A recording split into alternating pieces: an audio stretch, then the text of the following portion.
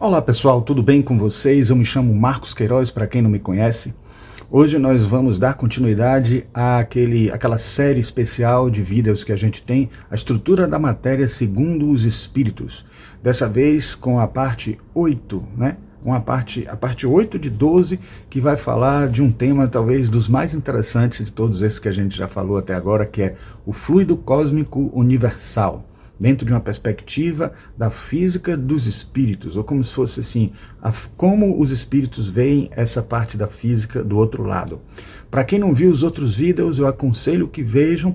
Há uma certa sequência, mas se quiser ver esse também isolado, separadamente agora, então tranquilo, não tem problema, mas eu aconselho que vejam os outros, porque vai dar muito mais subsídios para entender essa continuidade toda desses conhecimentos, tá? Então vamos ver o tema de hoje logo depois da nossa vinheta.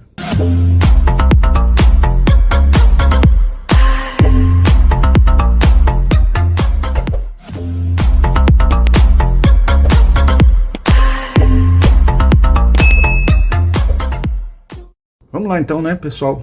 Aqui é a thumbnail, né, que a gente sempre mostra logo no começo, mostrando também que é a parte 8 de 12, né? Vamos deixar aqui já preparado o ponteiro, né? Então é isso, vamos lá.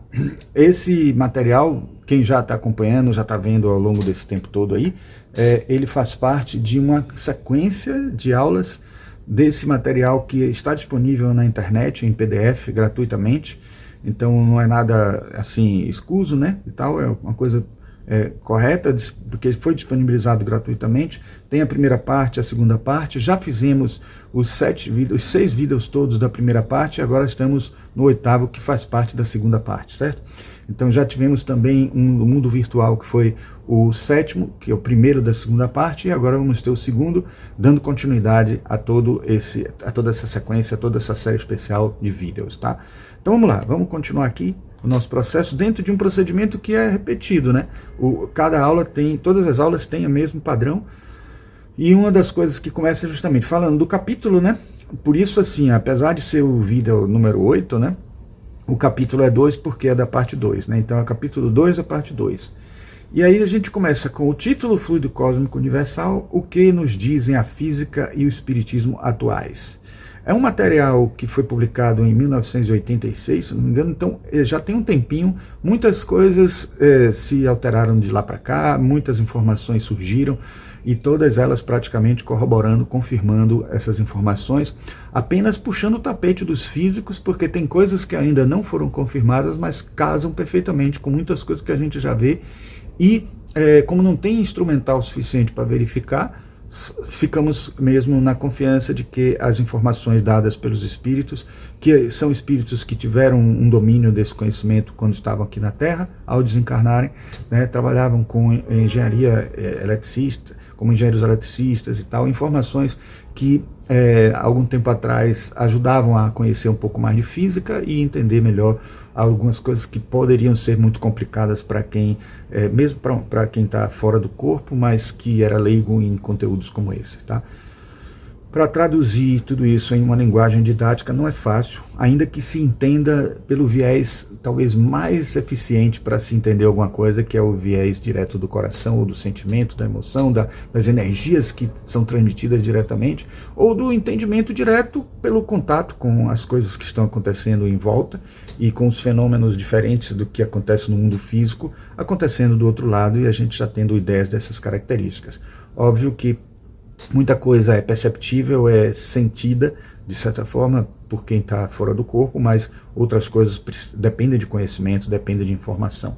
E por isso que casou perfeito o fato de ter pessoas que dominavam alguma coisa, né, ao desencarnar, trazerem informações que possam ser úteis para a gente reajustar, complementar e até corrigir algumas coisas que servem como conteúdo dentro da nossa física atual. Mas vamos lá. Então ele sempre começa com a frase do Livro dos Espíritos, e essa corresponde à pergunta 27, mas ao elemento material deve-se juntar o fluido universal que representa o intermediário entre espírito e a matéria propriamente, entre o espírito e a matéria propriamente dita. É um trecho assim, bem assim recortado pelo meio, de uma frase que eu vou mostrar na íntegra mais adiante, mas é só para entender assim que a gente tem os elementos gerais do universo, Deus, matéria e espírito, Deus, espírito e matéria, e ligando matéria e espírito a gente tem o fluido cósmico universal fazendo conexão e, obviamente, Deus, que está acima de tudo isso, se faz manifestar através do fluido cósmico universal e utiliza ele para poder transformar, criar, fazer o mundo passar pelo seu processo evolutivo, que muitas vezes não é percebido dentro do nível transcendente, né, em que as coisas acontecem. Então, continuando aqui, o que nos dizem a física e o espiritismo atuais, a gente tem esse texto. Agora já mostrando tanto uma realidade de como a física fala e como o espiritismo tem para dizer e fazendo comparativos, né, interfaces. Após a teoria da relatividade especial, que considera o tempo como mais uma coordenada equivalente ao espaço, o universo passou a ser descrito como um contínuo quadridimensional espaço-tempo. O efeito túnel foi então descrito como uma passagem pela dimensão tempo neste espaço quadridimensional. Isso deu vazão a muitas histórias de ficção com viagens pelo tempo para o passado e para o futuro, levantando muitos paradoxos. Bom, esse conteúdo do efeito túnel vai estar presente muito nesse vídeo, e o que eu posso adiantar para vocês é que não é fácil entender, né, dentro de um conceito mais corriqueiro, porque não tem equivalente no nosso mundo da física newtoniana, aquela perceptível por a gente na nossa existência, no nosso contato do dia a dia com as coisas à nossa volta, mas o que a gente pode dizer que é algo que faz ligar dois pontos, meio como o exemplo do entrelaçamento quântico, que duas partículas se conectam à distância, e isso com um objeto maior, com partículas maiores, com energias maiores, até com ideias, pensamentos, energias específicas correspondentes às nossas emoções, que se transmitem à distância sem precisar passar por um percurso comum de uma linha, de um caminho, de uma estrada, de uma pista, de um caminho espacial, e que viaja no tempo e no espaço. Então é algo que pode viajar para o futuro, pode ir para o passado, pode vir do passado, pode vir do futuro. Então acaba fazendo com que a gente conecte uma série de trechos, pontos, energias e realidades de vários mundos, de várias existências e vários tempos, de várias épocas. Então isso é algo que banana a nossa cabeça, que parece ser uma coisa mesmo de ficção científica, presente nos filmes, mas, como disse aí o texto, né, mas que a gente encontra como realidade na física quântica de hoje. É o tunelamento, é o chamado tunelamento, que a gente sabe que a matéria não é mais uma coisa física tão definida assim, não é uma coisa, é algo que se representa através de funções de onda, de ondas, partículas, energias, cordas, supercordas. A gente, quando uma matéria se transporta de uma posição para outra numa velocidade até acima da luz, numa velocidade instantânea, isso é o tunelamento, é o que faz com que determinada coisa que não é tão material possa se transportar por um viés desconhecido nosso, que já foi explicado em outro momento, em outros vídeos, que tem a ver com holograma, porque cada parte contém o todo, e o todo contém as partes, e de certa maneira, como há uma similaridade com um ponto e o outro, é bem possível que é como que se desfizesse uma manifestação em um ponto e essa mesma manifestação aparecesse em outro. O mais próximo equivalente que poderíamos ter disso, mesmo assim com algumas ressalvas, é o teletransporte do Star Trek, da Jornada nas Estrelas. Com algumas ressalvas, porque assim, acredita-se na ficção científica que esse teletransporte é da mesma matéria ali acontecendo.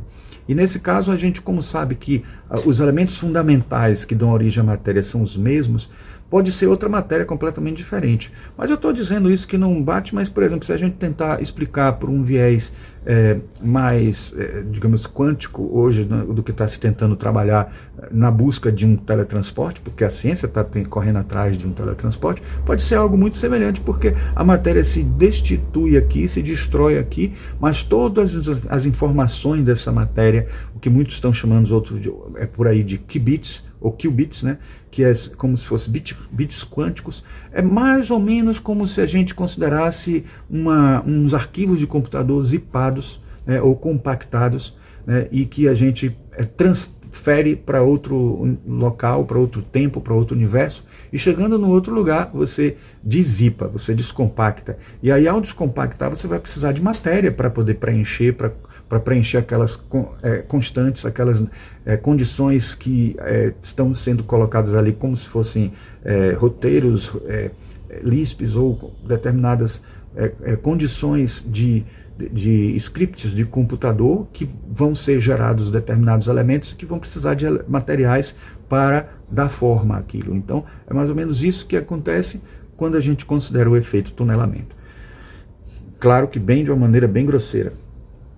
Devido à impossibilidade de reproduzir de forma controlada em laboratório os fenômenos espíritas, já que obviamente os espíritos, sendo seres inteligentes com sua própria vontade, não se sujeitariam a isso, a ciência preferiu ignorar a existência desses fenômenos, preferindo estudar aquilo que era possível de ser repetidamente confirmado por toda a comunidade científica. Isso é considerado até por muitas pessoas como um argumento falacioso dos espíritas, mas a gente sabe, aqueles que acreditam, aqueles que atuam dentro de uma realidade mediúnica e tal, e já conhece os fenômenos mediúnicos, sabe que eles acontecem, existem seres superiores garantindo um cuidado para que as coisas sejam feitas da melhor forma possível, e eles também não estão aqui para provar nada, nem para poder antecipar algo que precisa ser apreendido, conhecido pela humanidade no momento certo e para um uso positivo. Bom, então isso aqui é uma continuidade direta do que estava lá no texto anterior. Então, assim, o pouco que foi feito em termos científicos, não se tratando de fenômenos parapsicológicos, só pode ser encontrado na literatura espírita. A explicação encontrada não difere muito do conteúdo deste livro e, por ser extensa, não a repetiremos aqui. Vamos então à 9ª mensagem, que traz sutilezas adicionais sobre o assunto. Por isso que, assim, se alguma coisa ficou sem entender por parte de vocês aí, eu sugiro que deem uma pausa, ou até no que vocês vão ler daqui para frente, e voltem para os outros vídeos, assistindo eles um por um, para que vocês possam ter a continuidade do trabalho, tá? Bom, eu trago, antes de começar mesmo a mensagem, que é a 9ª mensagem, eu trouxe aqui alguns aprofundamentos que sempre coloco em azul, com a cor diferente, para mostrar claramente que não é texto do material que fala da estrutura da matéria segundo os espíritos. É material da física atual. Vamos ter 2 momentos que a gente vai dar esse intervalo aí, com alguns slides bem breves e sintéticos, para falar sobre o que a física de hoje, a física quântica hoje, tem a dizer e que não dizia na época em que esse material foi escrito. Que paralelos podemos fazer com a física quântica?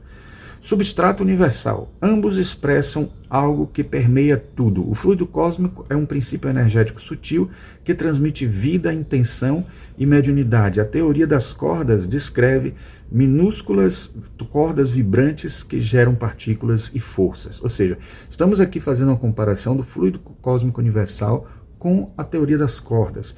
Algo que muitos autores já espíritas e que também dominam um pouco de física já têm feito, por conta de serem elementos fundamentais do universo, dentro da física quântica e dentro do espiritismo. Então, além disso, a gente vai ver aí, até nesse item agora que a gente está falando, a gente vai ver que o fluido cósmico universal, de acordo com a variação vibratória, com as intensidades, frequências vibratórias, a gente tem matéria mais densa ou menos densa.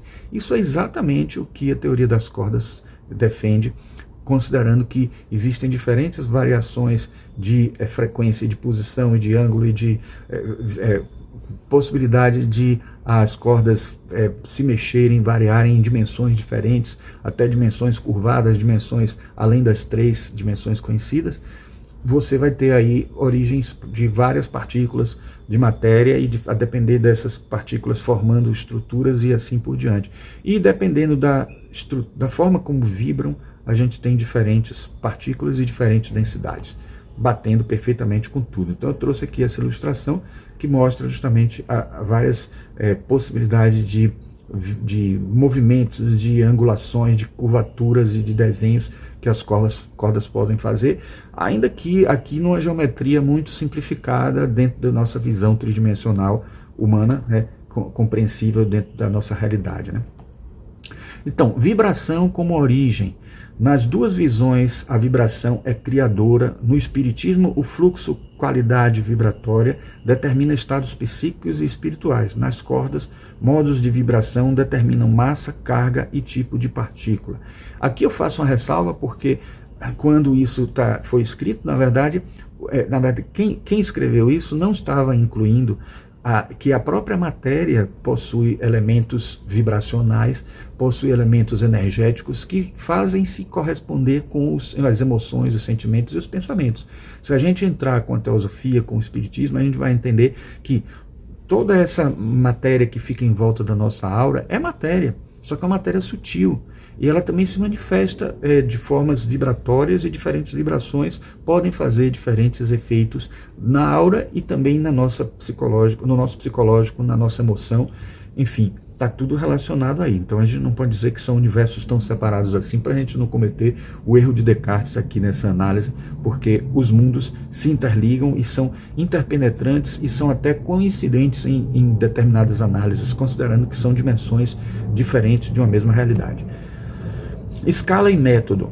O fluido é conceito metafísico e experiencial, prática espiritual, não quantificável. As cordas são um modelo matemático para a física fundamental, formulado em linguagem testável, mais difícil de confirmar. Aqui é só para mostrar o paralelo, né, a interface, de que os dois estão em uma instância, tanto as supercordas quanto o fluido cósmico universal, estão em instâncias difíceis de verificar, de confirmar cientificamente. Só é possível analisar, estudar indiretamente, através de seus efeitos, através de determinadas realidades, e no caso do espiritismo aqui, do nosso trabalho aqui, através de espíritos que podem nos informar coisas que a gente não consegue descobrir por um caminho tradicional da ciência. Continuando os aprofundamentos, tem ainda a dimensionalidade, né?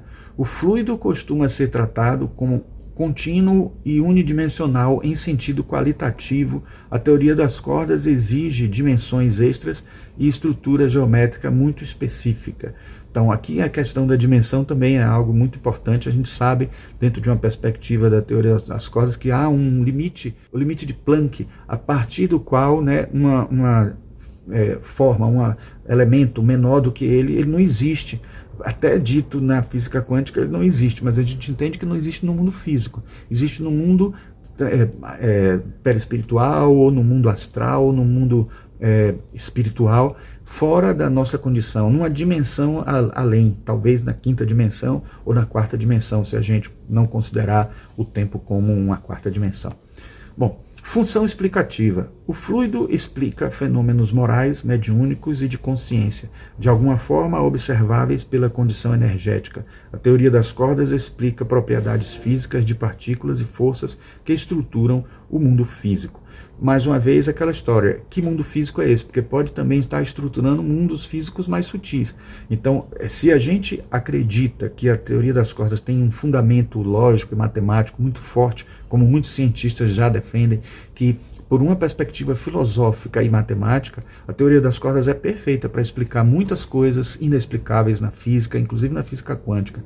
Então, por que a gente não extrapolar e dizer assim, essa teoria das cordas, ela atua em várias dimensões, porque até mesmo para a teoria das cordas existir, atuando como explicação para muitas coisas que a gente vê no mundo físico, é preciso que existam pelo menos 11 dimensões. Entre elas uma do tempo, que pode até não ser só uma.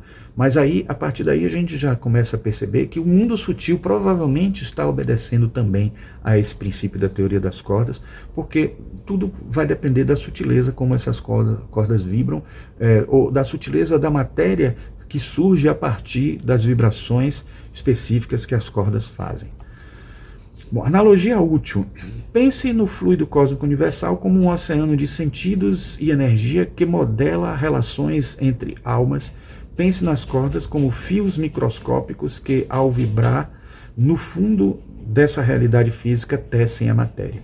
Então, todos os dois, tanto fluido cósmico universal como as supercordas, são o fundamento para a existência de todo o universo, são a base de todo o universo. Aquilo que anteriormente era considerado como o átomo, o átomo era considerado isso, mas por muito tempo vários cientistas, quando estudaram a cosmologia, e vários filósofos, na verdade, quando estudaram a cosmologia, atribuíram esse elemento fundamental a elementos diferentes e a constituições diferentes, mas a gente sabe que dentro da física atual, mesmo a teoria das supercordas não sendo uma teoria confirmada e comprovada por todos, ou pela própria ciência, a gente sabe que ela é a que talvez tenha uma explicação mais efetiva, mais eficiente para esse princípio fundamental que dá origem a tudo no universo. Então vamos à nona mensagem. Aí eu quero trazer também uma ilustração que eu coloquei aqui para vocês, esquemática, né, que eu achei na internet, que é mostrando que Deus acima, né, transcendente, o espírito de um lado, matéria do outro, e o fluido cósmico fazendo conexão para todos esses três, com todos esses três, né, como se fosse um quarto elemento geral do universo, né, já que a gente sabe que Deus, espírito e matéria são os três elementos gerais do universo. Eu poderia dizer que mesmo que nem todos os espíritas confirmem isso e concordem com isso que eu vou dizer, eu diria que numa visão monista, que eu acredito que o espiritismo apesar de alguns autores e algumas pessoas não concordarem, não acharem que justamente porque consideram que essa tríade, Deus, espírito e matéria, já não é uma coisa só, mas eu digo que o fluido cósmico universal é o que une tudo isso, é o que faz com que tudo isso aí seja parte de uma única matéria que forma todo o universo. Mas eu fiz a ressalva que, na verdade, isso é uma coisa que não é unânime entre os espíritas, mas é uma posição filosófica, por exemplo, que a teosofia defende, né? O monismo, a ideia de existir uma mônada, e essa mônada ser parte de um único Deus, e desse mesmo Deus irradiar todas as coisas. Então, é interessante que a gente tenha essas possibilidades de pensamento e medite, né, e reflita sobre eles. Certo? Aí eu digo aqui, tirado de um texto que eu encontrei também na internet. Deus, aliás, é um texto do Livro dos Espíritos, né? Deus, Espírito e matéria constituem o princípio de tudo o que existe, a Trindade universal. Mas ao elemento material se tem que juntar o fluido universal que desempenha o papel de intermediário entre o espírito e a matéria propriamente dita, por demais grosseira, para que o espírito possa exercer ação sobre ela. Então por aí a gente vê que o fluido cósmico universal é uma base fundamental e que é tão sutil que pode chegar a alcançar até a matéria que constitui o espírito. Pode parecer paradoxal e até heresia isso, matéria que constitui o espírito, porque o espírito tem existência. Se o espírito tem existência, ele tem matéria. Ele pode não ser corpóreo, como a gente conhece, e pode com certeza não ser a matéria que nós costumamos chamar de matéria aqui no mundo físico. Mas há uma matéria muito sutil, e entre a matéria do espírito, a matéria propriamente, a matéria bruta, estaria o fluido cósmico universal permeando tudo e fazendo parte de tudo isso. Porque não é nem dizer que o fluido cósmico universal conecta essas duas coisas. Ele constitui essas duas coisas, faz com que haja uma conexão entre essas duas coisas. Isso aqui é interessante saber. Bom, um espírito pode estar no plano da mente, no plano espiritual, ou, quando mais densificado por adição de partículas do campo, no plano material, ou ainda encarnado num corpo material. Cada uma dessas situações representam um grau de profundidade no campo da energia. Haveriam, em princípio, 3 regiões, a material, a espiritual e a mental, e entre as duas primeiras, uma interpenetração dos 2 planos, que chamaremos de região de coexistência. Da mesma forma, existe uma transição entre os planos espiritual e mental, poderíamos esquematizá-las, está faltando o aqui, né?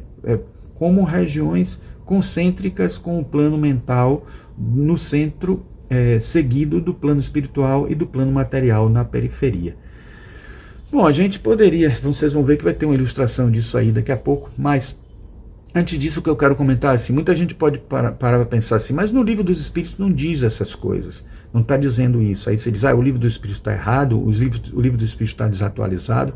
Não, o que a gente tem que entender é que a gente não precisa considerar que o Livro dos Espíritos é uma Bíblia, como a Bíblia é considerada por alguns cristãos, ou alguns evangélicos, ou alguns espiritualistas e religiosos, que consideram palavras impecáveis, que são as palavras diretas de Deus, mas para a gente ter uma palavra escrita num livro, a gente precisa de um intermediário, ou de muitos intermediários até, para considerar que é uma mensagem de Deus. Eu mesmo não acredito que é o Deus absoluto que está escrevendo ali, de alguma forma, uma entidade responsável pela nossa evolução. Pode ter, em alguns casos, dos escritos bíblicos, ter tido uma intervenção para ajudar a gente num esclarecimento ou em esclarecimentos ao longo da história. Ainda mais sabendo que aquilo iria se transformar num livro tão importante para a humanidade. Olha a dimensão que a Bíblia alcançou no mundo. Veja quanto foi importante ter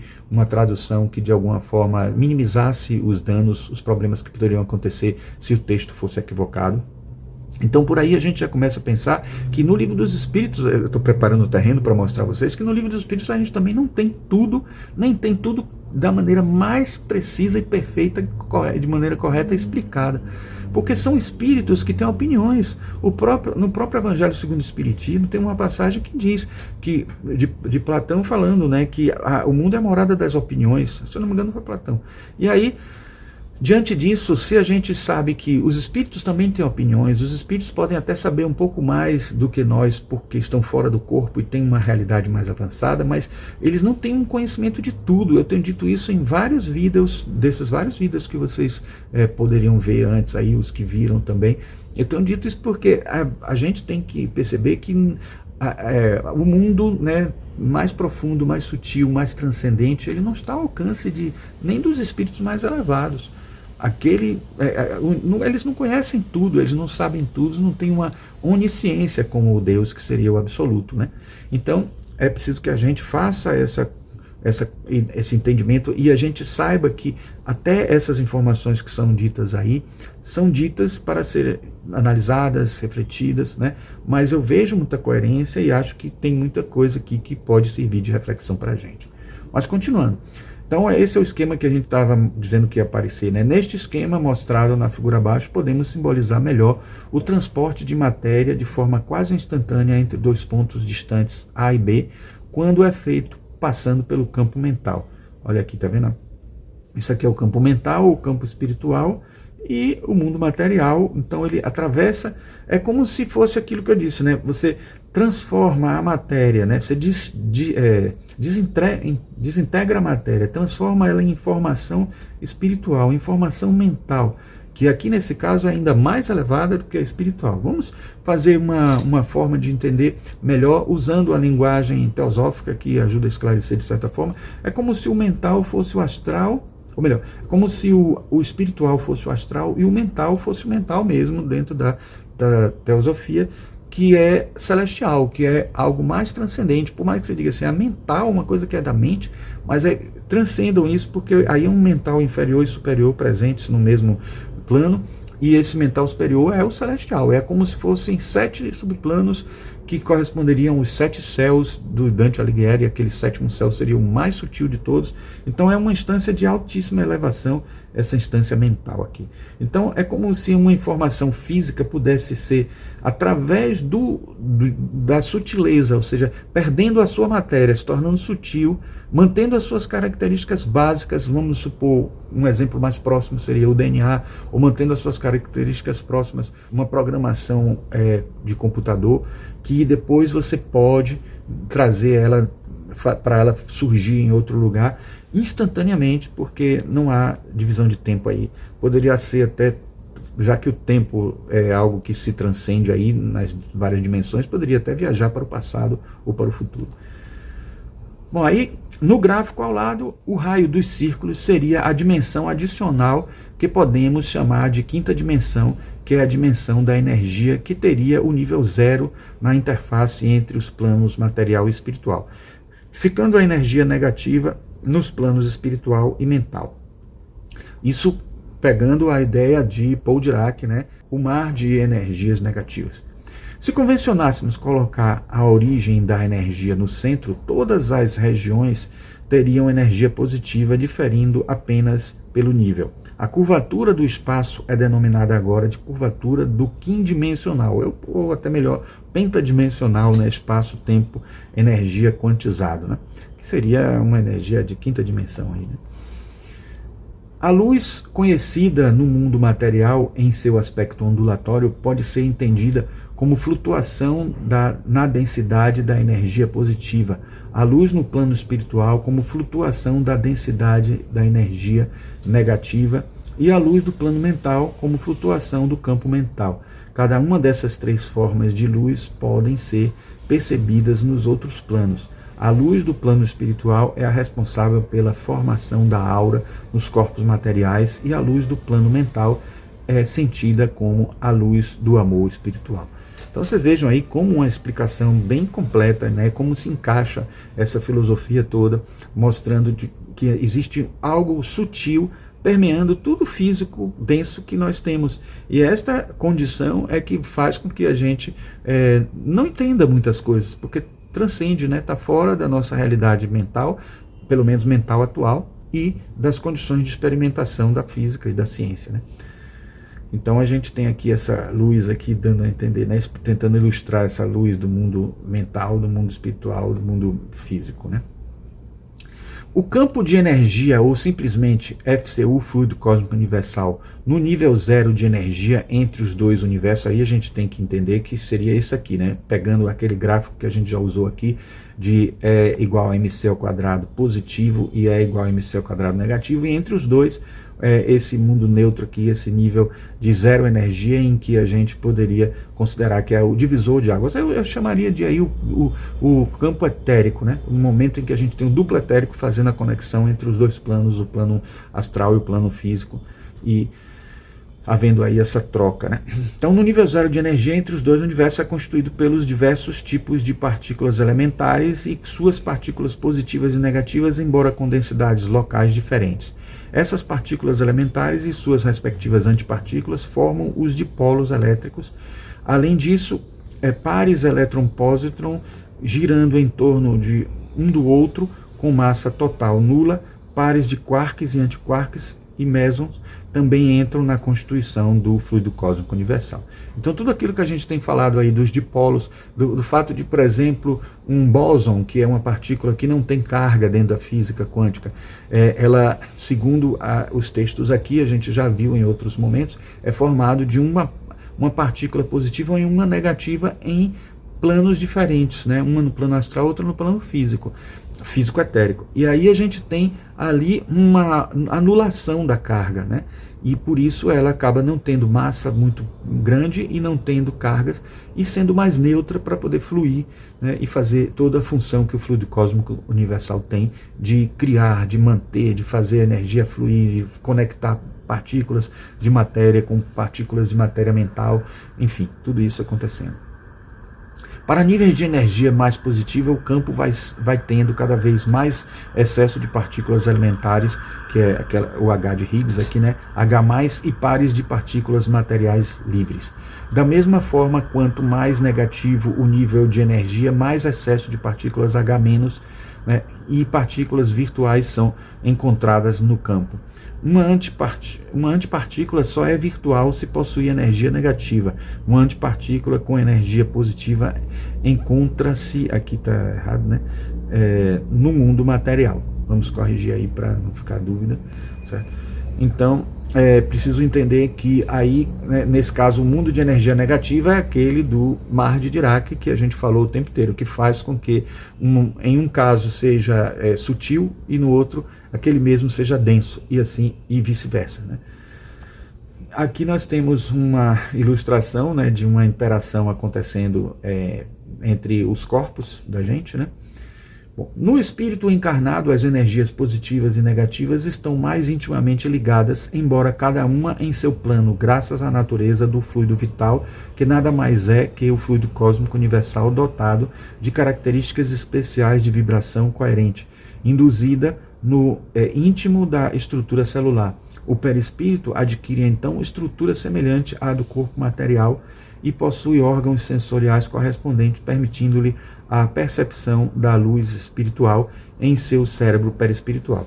Valem aqui algumas ressalvas. Primeiro, que o perispírito, apesar de ter a mesma constituição visual, né, formal, ele não precisa dos órgãos para funcionar, ele apenas está servindo de vitalidade para esses órgãos, porque os órgãos são chakras, né, os órgãos do perispírito ou do corpo astral, que fazem fluir as energias lá dentro. Porque o que eu estou dizendo, em outras palavras, é que no corpo físico a gente precisa de um coração físico, um pulmão físico que bombeia ou sangue ou ar fisicamente, para que aconteça, né, dentro de uma física newtoniana de massa, velocidade, de força, etc.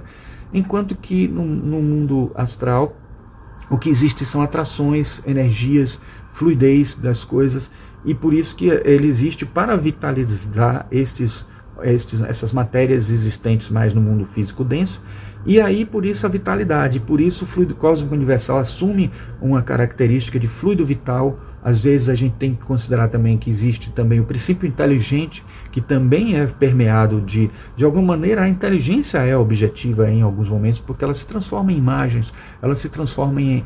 quando a gente vai fazer um cálculo mental, a gente faz imagens mentais, aquilo ali é energia pura. Criam-se imagens, formas de pensamento ali, e essas energias dão origem a um pensamento dentro de um nível, até certo ponto, objetivo, com matéria muito sutil e cada vez mais sutis, porque essa inteligência se conecta ao nosso ser mais elevado, ao nosso eu mais elevado, o espírito, ou poderíamos chamar de Atma ou Mônada, ou o ser mais sutil que nos constitui e faz com que nós sejamos inteligentes, né? Então, o princípio vital, o princípio inteligente, são princípios todos que também utilizam esse fluido cósmico universal. Perdoem aí os barulhos, porque estamos em pleno pré-carnaval em Salvador, então está havendo muito tumulto, muita confusão, muita movimentação nas ruas, e estou bem aqui na Graça, perto da Barra, então esses barulhos de buzina, essas coisas são por conta dessa movimentação, dessa agitação do carnaval. Mas vamos lá. Por meio de treinamento adequado, é possível intensificar a comunicação entre os dois cérebros de modo a desenvolver os diversos tipos de mediunidade. Isso exige uma alta capacidade de abstração nas sensações materiais obtida com o auxílio da meditação, de modo a se poder sentir a sutil comunicação interior. Então essa comunicação que existe à distância, muitas vezes chamada de telepática, muitas vezes conexão entre duas pessoas. Então assim, esse caminho que às vezes acontece entre duas pessoas que têm muita sintonia entre si, é o que vai fazer acontecer muitas vezes determinados pensamentos fluírem de uma pessoa para outra, por outro caminho, por outro viés. Aí eu trago aqui um aprofundamento que mereceu esse momento aqui da citação dessa comunicação entre cérebros, que a física quântica atual pode informar. O efeito túnel é o fenômeno pelo qual uma partícula, elétron, próton, etc., atravessa uma barreira de energia, mesmo sem energia clássica suficiente para vencê-la. Então, existe um outro tipo de conceito de condição que faz com que haja uma conexão, né? Isso acontece porque partículas quânticas não são pontos sólidos, mas descritas por funções de onda. Existe uma probabilidade real de a partícula aparecer do outro lado da barreira. A partícula não quebra a barreira, ela tunela, isso é, atravessa uma região proibida classificamente, quase parecendo a zona proibida de Jornada nas Estrelas, mais uma vez citando aqui Jornada nas Estrelas. Então veja que isso é mais ou menos o que acontece com o salto quântico, né? O salto quântico não é um salto em que a partícula sai de uma camada de um átomo e vai para outro, não, ela some de uma e aparece na outra. É o teletransporte mesmo, né? Então, a ideia-chave que interessa ao diálogo com o Espiritismo é exatamente a seguinte: o ponto filosófico profundo do efeito túnel é este: existem transmissões reais entre estados separados por barreiras aparentemente intransponíveis.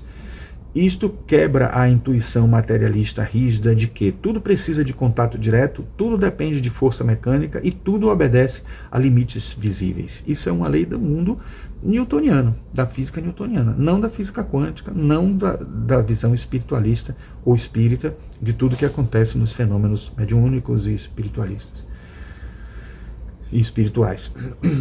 A matéria densa funcionaria como uma barreira vibratória não absoluta, mas condicionada ao estado energético e psíquico.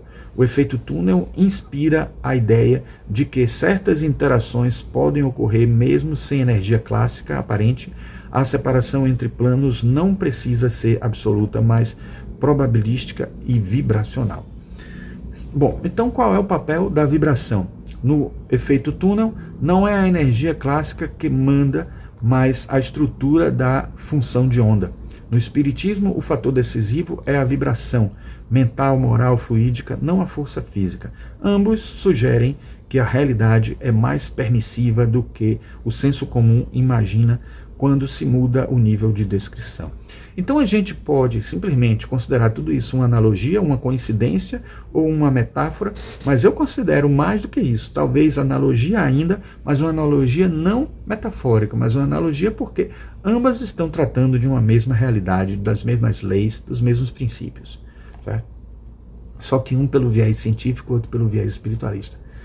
Continuando então a nona mensagem. Como a região central é o plano mental, podemos nos referir às três formas de energia também pelo nome de consciência, que teria assim os três planos já conhecidos: consciência objetiva, a do plano material; subconsciência ou inconsciente coletivo, a do plano espiritual, talvez eu chamasse aqui de inconsciente pessoal ainda, né? E consciência cósmica, esse sim, se aproximando, assim, passando pelo inconsciente coletivo, a do plano mental. Os transportes de matéria por efeito túnel não são uma viagem pelo tempo, como se diz na ficção de hoje. Na verdade, são uma viagem através da consciência ou energia. Obviamente, existe diferença entre consciência e energia. Nós temos um contato muito forte com o inconsciente coletivo, mas nem sempre temos a dimensão, a capacidade de fazer um contato ainda mais preciso, mais profundo. Por isso que a gente às vezes fica na superficialidade do inconsciente coletivo e cada vez que evoluímos vamos aprofundando mais até alcançar o self, o eu absoluto dentro de nós, o centro da nossa consciência, envolvendo consciente e inconsciente, e aquele que é capaz de conectar com o outro como se fosse a própria pessoa e fazer uma conexão com o cosmos também. Podemos dizer que a consciência é um processo dinâmico de transferência de energias que implica na existência de um organismo capaz de realizar essas transferências, embora no plano mental não haja necessidade desse organismo, pois o próprio holograma já constitui por si mesmo um sistema organizado, autoconsciente ou onisciente. Deve ser notado, entretanto, que os níveis de consciência correspondem a diferentes níveis ou estados de energia. Esta é a razão da meditação onde aquietamos nosso cérebro material, que funciona em nível elevado de energia, embaraçando a observação do funcionamento do cérebro perispiritual. Aí, Campinas, 9/4/1995. Esses textos foram escritos em 95 e o livro publicado em 96, como eu falei. Então por aí vocês estão vendo, né, que existe sim uma coisa em toda essa teoria, existe uma ideia de que nós, quando nos aprofundamos internamente, nós acabamos descobrindo realidades ou conhecendo coisas que não conhecíamos porque a nossa mente obnublou, não deixou a gente enxergar, criou uma sombra. Então, fica bem claro para a gente que Platão estava certo quando ele dizia que nós só precisamos lembrar das coisas, porque elas já existem dentro de nós, que nós precisamos, que a terapia está dentro de nós, como dizia Jung, né? Todo mundo que diz assim que o adoecimento é alguma coisa que vem de fora, isso até acontece quando a pessoa bebe alguma coisa que não, quase um veneno que faz mal à pessoa, quando acontece algo de fora para dentro, uma lesão, ou quando a gente adquire um vírus, até que é algo que vem de fora, mas quase tudo que acontece no nosso mundo real, espiritual, evolutivo, é de dentro. E se o problema está dentro, a solução também está dentro. Então a gente precisa se conscientizar que nós temos em nós a solução para os nossos principais problemas e só precisa que a gente acesse eles, que a gente chegue a esse nível, alcance esse nível e consiga utilizar esses ensinamentos e essa realidade tão divina que tem dentro de nós, que é a centelha que nos faz ser deuses também e faz com que a gente possa atuar da melhor forma possível, enxergando as nossas falhas, enxergando em que a gente está cometendo erro e corrigindo em tempo para que a gente possa ter uma encarnação melhor e aproveite melhor esse tempo aqui na Terra. O resumo da nona mensagem é assim: o universo é descrito pelos espíritos como um quindimensional ou pentadimensional, espaço, tempo, energia quantizado, pois porque não só a energia, como também o espaço e o tempo são discretos. O efeito túnel é descrito como uma passagem pela dimensão da energia, portanto, sem os inevitáveis paradoxos da viagem pelo tempo. O campo de energia, ou simplesmente FCU, fluido cósmico universal, no nível zero de energia entre os dois universos, é constituído pelos diversos tipos de partículas elementares e suas antipartículas, positivas e negativas, com densidades locais diferentes. Essas partículas elementares e suas respectivas antipartículas formam os dipolos elétricos. Além disso, pares elétron-pósitron girando em torno um do outro com massa total nula, pares de quark e antiquark e mesons também entram na constituição do FCU. Esse texto, pessoal, não é meu não, é um texto do próprio livro, né? E até tem alguns errinhos às vezes assim, porque a gente copia do PDF e traz para cá e às vezes muita coisa se perde e se configura. Eu até olho, faço uma revisão, mas às vezes passa algumas coisas, por isso eu estou corrigindo aí nesse momento que eu estou falando o texto, né, com as divisões, as barras, os hífens, as coisas que precisam ter para que o texto fique correto. E aí, se vocês quiserem printar e quiserem ler com mais calma dentro de o que seria mais correto, vocês vão ver aí na edição, tá certo?